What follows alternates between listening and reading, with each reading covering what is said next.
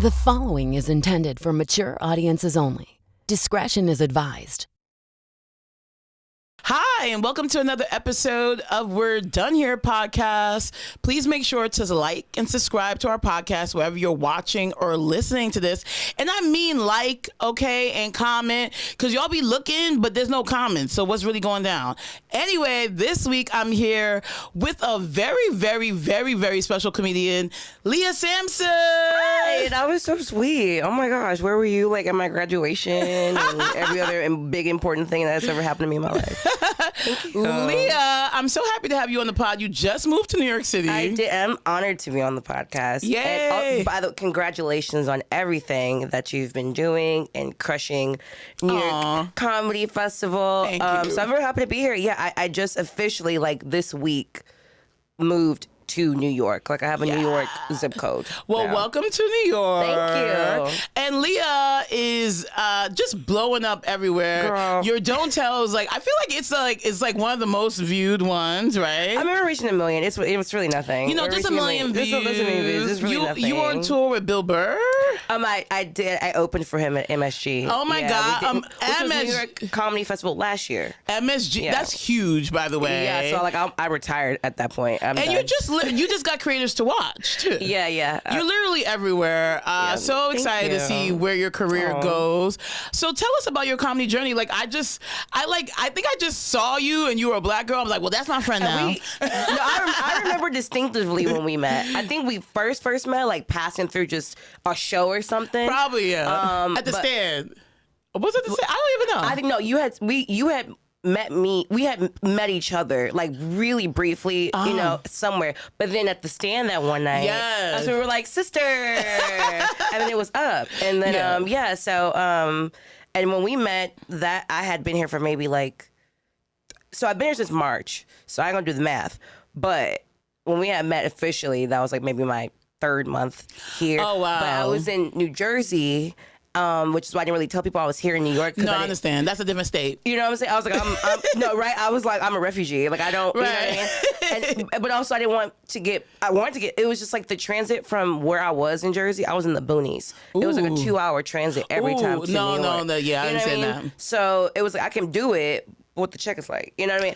But $25, okay. Yeah. Oh, that's expensive. I know. Damn, Jersey got you. Okay. We're not doing $10 no more. We're doing $25, baby. Yeah. And a drink ticket. Mm-hmm. But yeah, so I started comedy 2016. Didn't know what I was doing. Just had some people at a bar I used to work at tell me I should do stand up. I was in Austin at the time, and at the time, Austin, I feel, was one of the only cities, like even back then. Yeah. In Texas, I think that was the only. Don't come for me, Texas, because I don't need Dallas being like, no, we was doing. You know, can I curse on this? Yeah, you can curse. You know, I want Fort Worth to be like, no, we was out here doing shit. But from what I knew, like Austin was like really like a scene was being Austin's built. a great comedy scene. Right. I mean, it's one of the scenes right now. And it was back then too. And so some people were like, Austin has comedy, you should do stand up. Yeah. I was like, I guess. So I did a mic, it went well, and then at that point I was like, okay, if I'm gonna be serious about this, I need to know, because I ain't know nothing about stand up. I never did. I did theater and improv and all that kind of stuff. Yeah. But then I got cute, and I was like, why would I continue to do that? Right. That's when the husband quest was on what's happening. But so I got serious about it. I started studying stand up, going to mics, all that kind of stuff, and then everything I do, whether it's, you know, whatever, a job, stalking an ex, like if I'm with it, I'm with it. I go in. So that's Stalking the keep ex. that in so they know. I love that. So you've been doing it like 8 years now. Yeah. It's been a journey. It's been a journey. Stand-up is really, really hard. So you basically moved to New York so you could expand your stand-up career. Because Austin scene is popping right now. But it's not like, Austin is like, I feel like those the Kill Tony guys, those open mic guys. Yeah. And actually there's some great comics in Austin. But there's two scenes, right? There's Yeah. like you have, what's her name? Jennifer Gonzalez. So what's her name? I'm saying Vanessa Gonzalez. Yeah. Sorry. She's super duper funny. Yeah, she's great. But I then you love have like all Vanessa. those Kill Tony guys, which is a totally different scene. And it's old Austin, new Austin comedy. Old That's Austin, just really what it new is. Austin. Maybe I'm being biased. I don't give No, a it's true. fuck. I see it. But the people that I started with in Austin, I mean, to this day, the most some of them have moved. They're here now. They're in LA. They have great careers going, which very deserving. They're fantastic. Now, granted, there are some new comics that have moved to the scene and that I think are fantastic. But I always tell people like Austin, especially now where it is, and kind of what it's always kind of been, at least for me, it's a great place to start. It's a great place to start comedy if you're into stand-up and you know. But with that being said, now it's a little bit more influential to like when I started, everybody was like their own individual kind of stand artist. Yeah. Now I feel like some people go to Austin thinking that they have to be a certain type of comedian. Yes. And it's like, no, you don't. Yes. Like you will be whatever it is. I always talk about, I don't know if you were familiar with LaShonda Lester. Yeah. LaShonda, R.I.P., God bless her soul. When I first started comedy, she was the only, at the time, only female comic and definitely the only black female comic at the time. And she was rising. And I reached out to her one day and I was like, can we just talk and can you just kind of guide me? And she was like, sure. So we met up and we had a great conversation. And I remember asking her, I was like, how do I know if a joke is good? Like, how do I, because, you know, when you start, you think like, okay, I'm gonna write stuff that I think everyone else thinks is, but it's like how you can't think for someone else. Nah. You know? Yeah. And so I asked her, I was like, I don't know, excuse me, if something's funny. And she's like, her cigarette, she's like, bitch, if you think it's funny, it's funny. No, and that's I was like, whoa, that's Shakespeare. And so yeah, I hand off that same advice. Like, don't feel like you have to make jokes based on what everyone else is doing. Whatever's funny to you, whatever is that thing that made you be like, oh, I gotta talk about this. Yeah, but I do feel like there's a ceiling. And not just Austin. I know some people like in Denver feel that way. No, Denver is a great scene. This is the New York or LA. Those are the scenes. It comes down to that. It really is. And so that's what was happening with me. By the grace of God, things were going, after my Don't Tell and doing MSG, just a lot of other opportunities were coming. And then I had some opportunities here. And it just made sense to move to New York. I was like, fuck it, let's make this move. There's nothing. I've done everything in Texas. I've that I need to do personally. Yeah. And with my career. So yeah, and it's just been fantastic.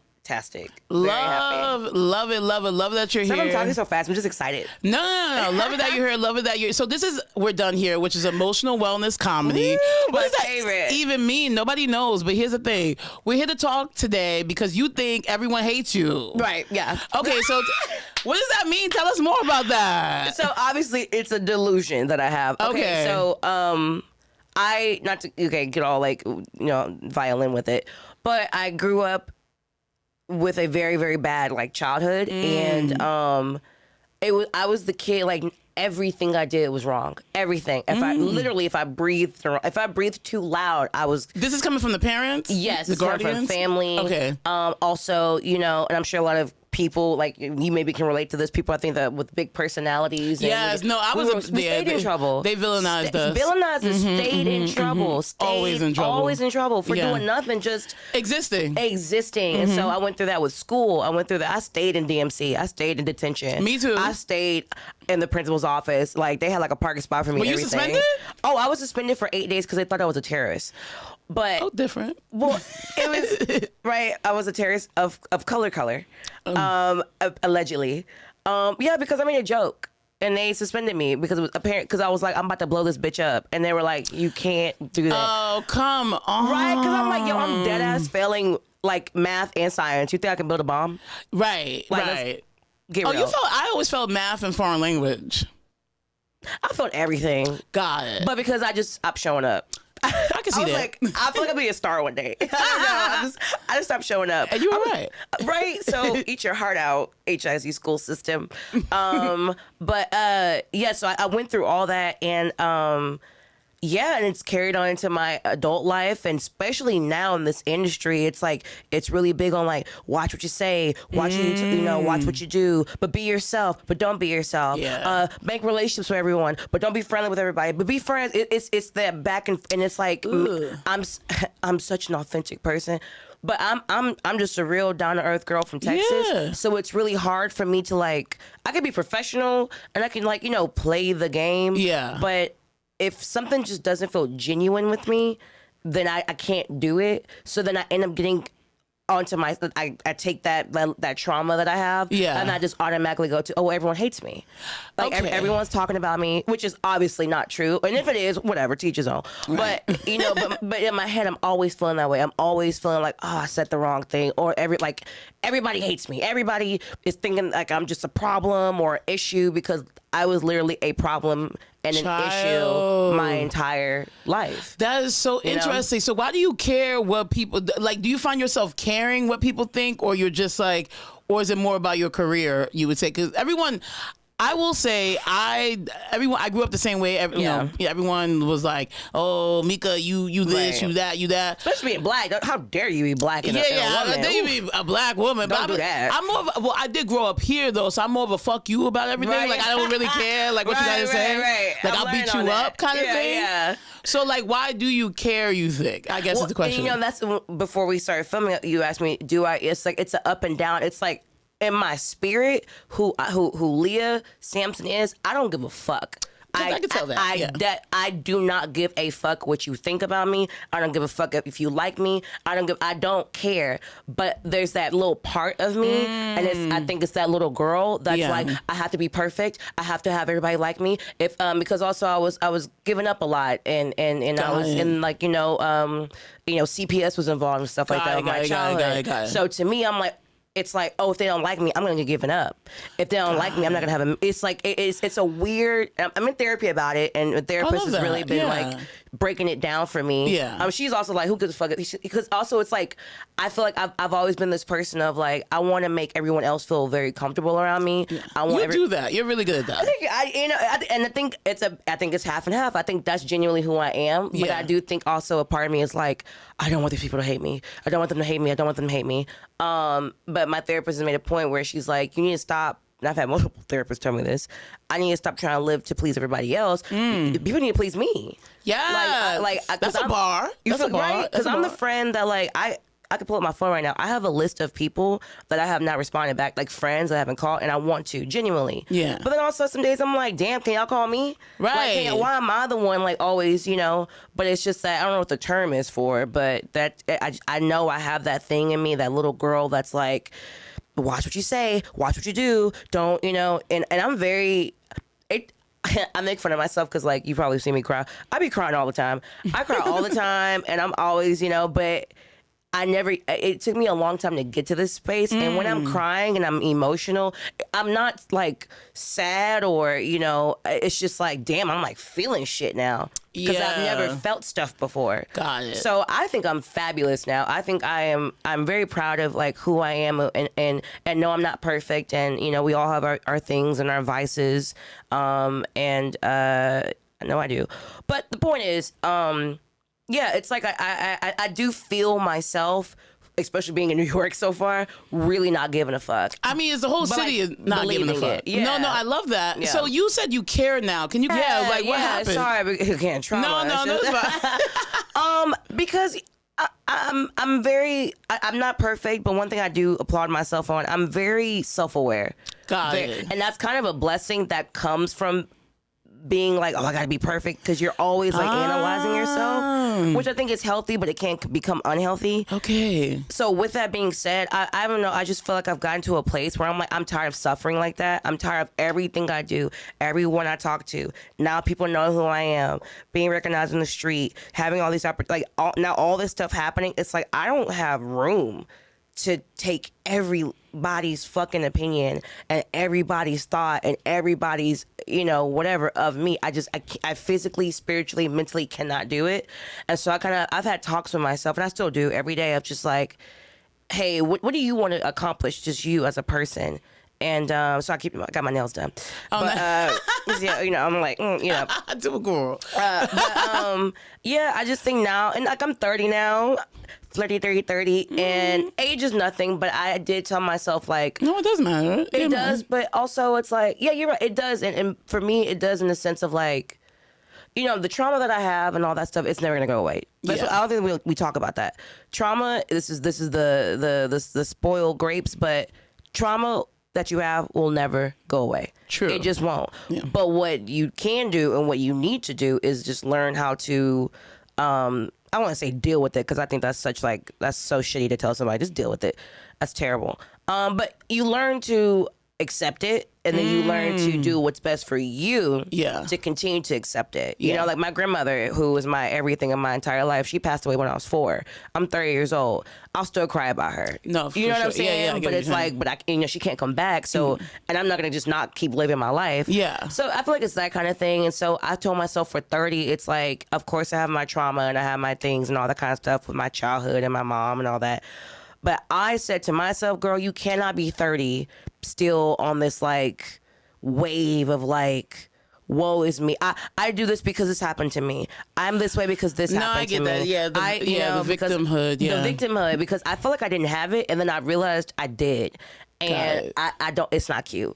Got it. Yeah. It's so interesting that you said you're self-aware. I find myself very unaware, but I like the idea that you're self-aware. I'm unaware of you, or just like I'm just not self-aware. I don't know what's happening. I have ADHD. But see, I want to be like attention. that. I like that. I think that's a blessing. I mean, it is, but is it? Because people be like, oh, they hate me anyway. Who cares? But like, it's but then really... also, but like my therapist said, okay, like for instance, let's say, obviously this is like not true, but when we saw each other at the stand, if I was just a bitter bitch and I was just like, oh, she was doing too much. Yeah. That's a me problem.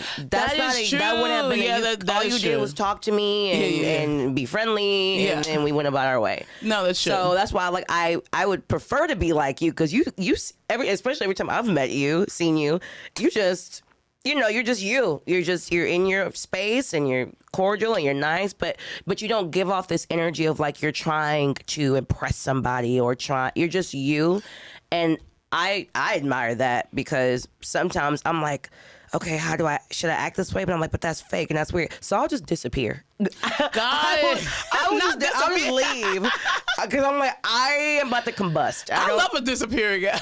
Right? And people don't think that about us because we're comics. But like, no, I'm sociable, but I have really bad social anxiety. We have batteries. Sometimes it's weird. People are like, you're doing amazing, like this, and like you're just like, I gotta go right now. Yeah, I understand that. No, I definitely understand that. So let's go back to like your childhood and growing up and things of that nature, because like did comedy help you come to this? Like, how did you get to therapy? Like, how do you get from, I think everyone hates me and had a rough childhood, have trauma, to like, actually I'm going to therapy, I'm 30 years old, I'm working on myself. Like, what happens in between for you to get to that point where you're just like, I see what is the issue and I'm trying to work on it. Like, how do you get there? Comedy okay. Like broke me. Like, comedy really broke me, where it was like, when I first started, I was good. I've always been pretty good. Not great, obviously, at the beginning, but I've always been pretty good to where, like, I understood stand-up and I was funny naturally, blah, blah, blah. Yeah. So I kind of just rode off of that high. And then once I started it went from, okay, you know the process. You go from doing mics and all that. Now you're getting booked on shows. Yeah. Now you're doing shit. Now people see you, want to be, and you just kind of have to, like, change your, how you move. And it's just so funny that I'm going to say this, but there's this dude that I used to be friends with back in Austin, and I remember, like, when I was starting off in stand-up and I was doing pretty well, he came up to me one day and he was like, you're not as funny as you think you are. What? Right. I hate when guys say like shit like that. And it's always been doing shit like that. Yeah. And when he said that, I was like, bitch, watch this. and I continued to do well, but I what I've learned is, like, when people say, people have said some wild shit to me, take it and see the good, like, see, you know what I mean? And like, for instance, it's one of the number one things I get nowadays is, Leah, you're really smart. And some people say your stand-up is too smart. When years ago, I would have these white industry men be like, you're not smart enough, actually. Like, they always got something to say. Exactly. So it's just, do if you damn, do if you don't. But he said that to me, and, like, I feel like I kind of went through that phase of, like, no, I'm the funniest bitch. And then, like, just shit started happening where it was like, oh, no, actually, you can't just expect people just to accept your stand-up and just accept what you're saying. Like, you have to really, like, structure it. But it kind of, like, affected me, like, personally. So that was when, it was kind of like, you know, you have a bomb. It's like, it was kind of like I was bombing like in life now. Like I felt almost, you know what I mean? I was like, damn, like I'm not only bombing like figuratively on stage, but I'm like, now I feel like I'm bombing in life.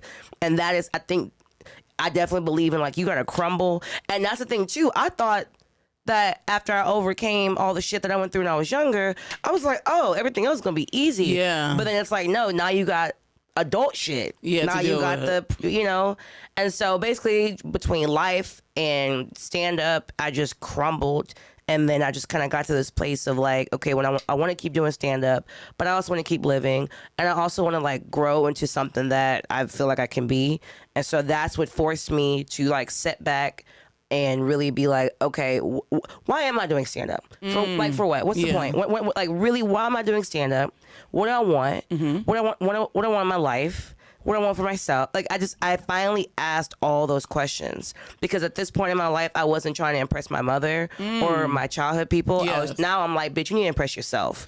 So that's kind of how, and then I was like, fuck it, let's do some therapy. Got it. You know? Love that. So it was like more of like a maturing, and then stand up kind of pushes you out of your comfort zone. 100%. Where you have to reevaluate everything about yourself and redefine your. Yeah, stand up is fucked up. I don't know why we doing this. Why we doing this? It's a mess. Do you have any tips for anyone like who's like younger, maybe had a traumatic, kind of like girls like us who like basically I was villainized as a child. Like I was really, they really come after you. They really do. I was suspended like every week just for talking, being myself. Like, what would you say like to your younger self now? Like when you were going through all that, like, I don't know, everyone just demonizing you all the time. Go bigger. Yeah. Go bigger.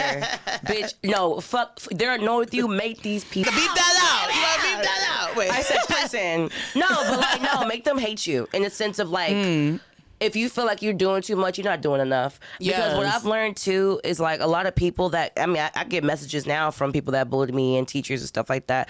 A lot of people are going through things, and when they see someone just have this like natural light, this natural, just like it, they don't know how to accept it, and and it makes them feel like they're doing something wrong because they don't feel that way. Yeah. And so a lot of the times when people bully you and pick on you for it ironically, it has nothing to do with you. It doesn't. So I would tell my little self and anyone else that feels like that, keep doing what you're doing, do it bigger, because one day somebody's gonna give you a big fat check on a TV show for being you and doing that, and you maybe a Fenty deal. I don't know. I'm projecting because I want Fenty. I want a Fenty deal. You gonna get that Fenty. Okay. End the show. Come on now. You're gonna get that Fenty deal. Well, thank you so much, Leah, for sharing that. I love that advice. Like, go bigger. Because people don't tell black women to go bigger. They want us to be small, but we trying to be big. Keep it big, bitch. Keep it big, bitch. Do you go full out, get Respucia with it. Yeah, that's it. I love that, and I love you getting bigger and bigger. I can't wait. I know you're gonna be big, and I can't wait to see how big you get. Girl. We gonna be big. Okay? Big is gonna be big. Okay, big. Okay, great. Thank you, girl. So we're done with. No, we're not really done with it. We're working through. Yes. Caring what people think about us. I'm over it. I'm done here. I'm done with it. Like, spiritually, like I'm so over these hoes. Yes. And by hoes, I mean the ones that are against me. If you're not against me, you're the love of my life. But like I'm done.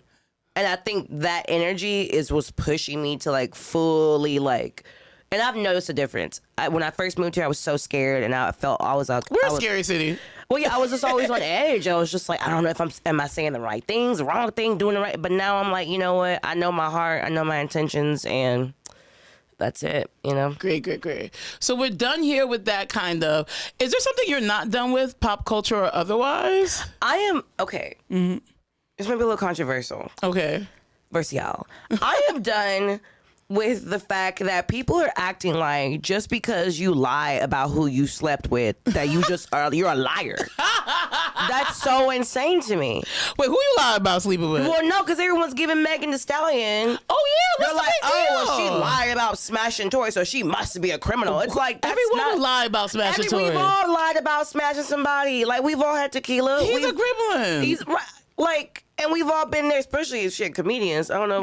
I mean, I try not to do the comedian. Like I said, I disappear, but I know stories about comedians where they drink too much. But that's every group of people. If you're artists, singers, rappers, if you're just in the community of people that you're with all the time, some shit probably gonna pop off, and you don't talk about it, and you go about your business and it's all cool, and I see you, it's all good. So it's like it's so ridiculous that you're trying to like demonize her and be like, well, she lied about sleeping with him, so she must lie about getting shot in the foot. Getting shot in the foot is not the same as denying sloppy head, like, and not slapping the good way, like bad, like that doesn't make sense to me. So I'm not done with that. I'm not over it, and I stand by Megan, and I think it's ridiculous that people are still like even the court was like, well, maybe we can use this against her because if she lied about that, what else would she lie about? That sounds crazy. Right, and Gail was being messy. We love Gail, but Gail was being messy. Gail was like, so you was fucking him or not? And it's like, oh, no, that's true. Yeah, and I would lie too. I would be like, no. And obviously, if she wasn't fucking him, she wouldn't have got shot. That was a crime of passion. That was a crime of passion. What are we talking about? Right. Now, the fact that he was little, like that's what rooted the. That's a little man. That was he really got mad. Yeah. He's a little man. That's what he got mad from the beginning. He really got mad because they did do something, and she probably was like, yeah, on some little man always trying to get on some big girl. Always trying to get on the big girl, but they can't handle the big girl energy or the big girl problems. You know what? I'm never dating a little man again. How about that? Don't do it. Don't. They always coming up. If they got money though, I did date a little rich man. But they be the worst actually because they're like, how dare you not want to marry me and give me my firstborn son? Like, ooh, you a little man, right? And I'm 4'11", so if you smaller than me, no, you're right. So I'm 5'9". We have different. We have. Chris Hansen's gonna have to sit me down. You can have it. You know what? This is a good city for you, girl. They're little. The boys here are so small. I actually like Texas. I was like, everyone's 6 feet, but I don't like their politics. But anyway, they're big in Texas. I've noticed that here. Is it because a lot of them are like, wait, what? I'm like waiting for you to say. I'm not saying based on your ethnicity. No, it is an ethnic thing. It's the Asians, it's the Jewish guys, boys and the Latinos. The Latinos and Jewish boys in Texas are huge. Are they? The Jewish boys in Texas are very like slender, kind of like they're a little shorter. But here they're like everyone's really little. It's all it is the ethnic people. Hispanic boys. Here's the thing. Y'all got tall Mexicans. We ain't got that. Low key we do, but we have regular size. We have small people. Small. We have really small people here. Like, this is the land. I've been the tallest person on my train. I'm from Queens. I'm the tallest person on my train. Every date I've been on dates with like some Hispanic dudes and Jewish guys since I've been here. Trying to get food and shit. And they're eye to eye. They'll buy the food, but these little men. But that's why I can't fuck with them because I'd be damned if I got somebody in relationships you're gonna always have issues and there's gonna be an argument. Yeah. My ego won't let a little man be eye level with me talking crazy. And he's from New York. Like you probably gonna talk crazy to me at least once or twice. You can't be talking crazy to me and we eye level. Like no, I'm not gonna respect you. I won't be able to at all. There's some tall guys in Brooklyn, kinda. That's what. I'm just like, but it's far. I live in Queens, so it's far from me. But the taller men are there, kind of. But they are. But when they talk shit, I can't even hear them. It takes a while for that translation to come down to me. That is hilarious. The short, we're over short men. We are over short men. Okay, go ahead. No. I was gonna say, where can our guests find you? Find me on Instagram at official. What camera I'm looking at? Yeah. I think it's official Leah Sampson. That has all my handles. Oh wait, no, your camera's right here. You can find me on Instagram at official Leah Sampson. My Linktree has my TikTok, my YouTube, all that stuff, and I have a comedy special coming out very soon. So look out for that. And one more thing. Mm-hmm. We're done with men not opening the door. Just open the door. Oh yeah, you have to. Oh yeah, people are rude here. It's not like Texas. Yeah, that's like the easiest thing for you to get a woman. You're gonna get less like it's not gonna be like that here. I'm like, you're not gonna pay for my train ticket. They're like, what? Yeah. The men here are not gonna be like in Texas. They're gonna be I know. Which I need that maybe. Yeah, it's gonna be rude here. That's fine. I need that. Just FYI. But Leah, thank you so much. Thank you for having me, girlfriend. And welcome to New York. Thank you. I appreciate you. We're done here.